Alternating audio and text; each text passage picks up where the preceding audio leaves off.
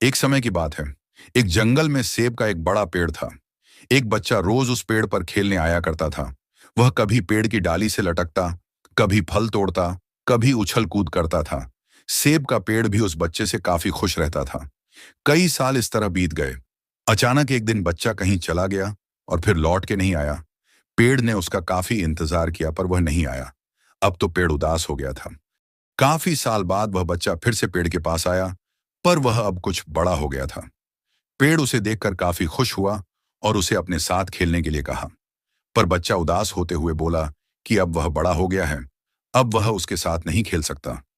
बच्चा बोला कि अब मुझे खिलौने से खेलना अच्छा लगता है, पर मेरे पास खिलौने खरीदने के लिए पैसे नहीं है। पेड़ बोला, उदास ना हो, तुम मेरे फल, सेब तोड़ लो और उन्हें बेचकर खिलौने खरीद लो। बच्चा खुशी खुशी फल, सेब तोड़ के ले गया, लेकिन वह फिर बहुत दिनों तक वापस नहीं आया। पेड़ बहुत दुखी हुआ।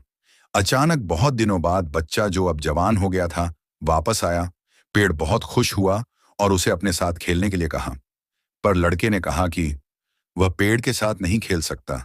अब मुझे कुछ पैसे चाहिए, क्योंकि मुझे अपने बच्चों के लिए घर बनाना है।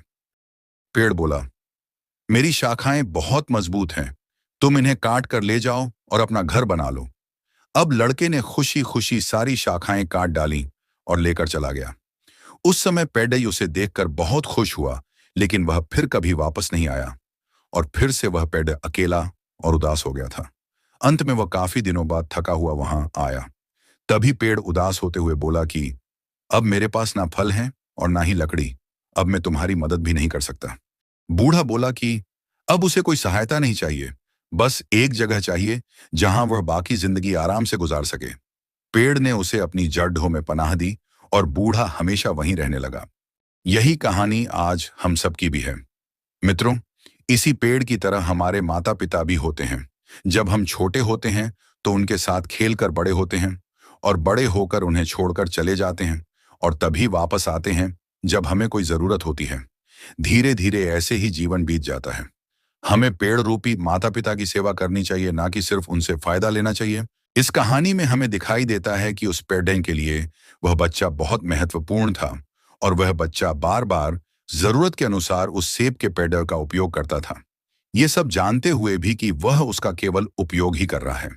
इसी तरह आजकल हम भी हमारे माता पिता का जरूरत के अनुसार उपयोग करते हैं और बर्थडे होने पर उन्हें भूल जाते हैं। हमें हमेशा हमारे माता पिता की सेवा करनी चाहिए, उनका सम्मान करना चाहिए और हमेशा, भले ही हम कितने भी व्यस्त क्यों ना हों, उनके लिए थोड़ा समय तो भी निकलते रहना चाहिए।